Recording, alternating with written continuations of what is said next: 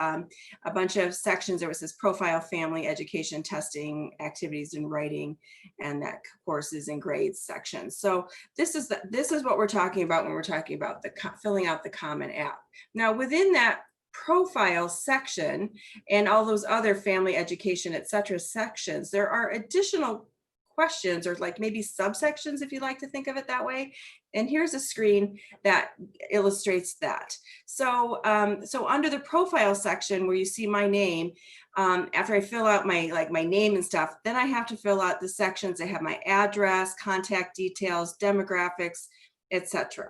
Okay, so a lot of students will think they're done if they've just filled out that first section, but they forget about all those extra sections below, those subsections. So don't forget about those when you're filling out the Common App. And then I'm highlighting this one section here that says courses and grades. I call this the most annoying section. And you will too, if you are a student that has to fill this out. This is required by certain schools. For example, University of Wisconsin-Madison was on my college list. It requires it.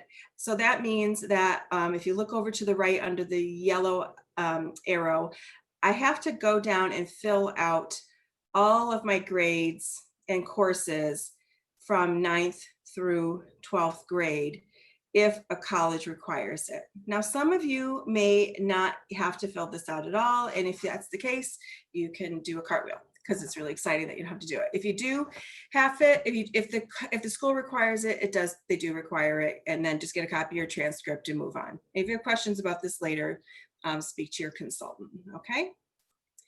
The next section, next section of the Common App is called the College Search section. So this is how you actually add colleges to your Common application. So you'll go to the search section, you type in the name of a school, you find it, you click on it, and then once you find your school, you're going to add it. And then what you'll see is that it goes into the My Colleges section. Okay, and then here's a list of my colleges. So then you'll just see all those listed. Okay. I'm not spending a lot of time on these sections right now because this will be something that you spend a lot of time with your individual consultant on, but I just wanted to give you a little overview of the various parts of the Common App. And then once we open up a school, like here's, for example, I'm using the Drake University as an example.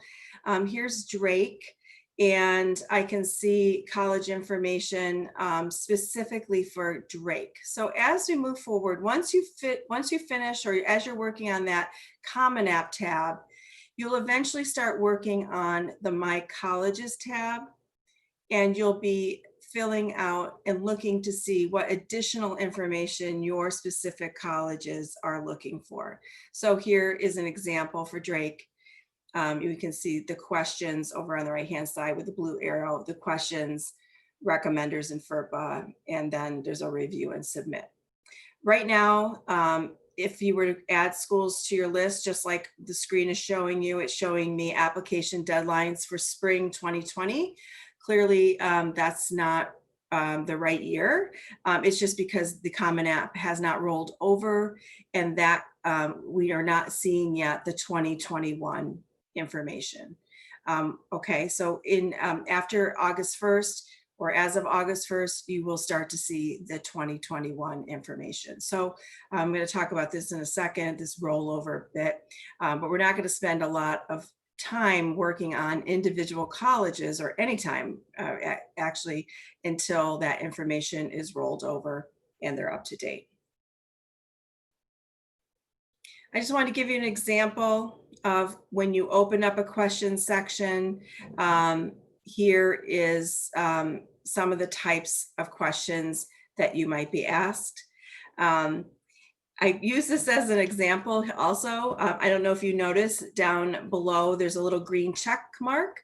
As you fill out the Common App, you will see that when you're done with this, when you're done with a section, there'll be a green check.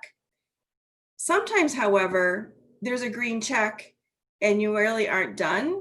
So this is an example here. I say beware of the dreaded green check mark, because sometimes a section appears to be done, but it's not really done. So it's really important to be going through and checking all the sections of your Common App.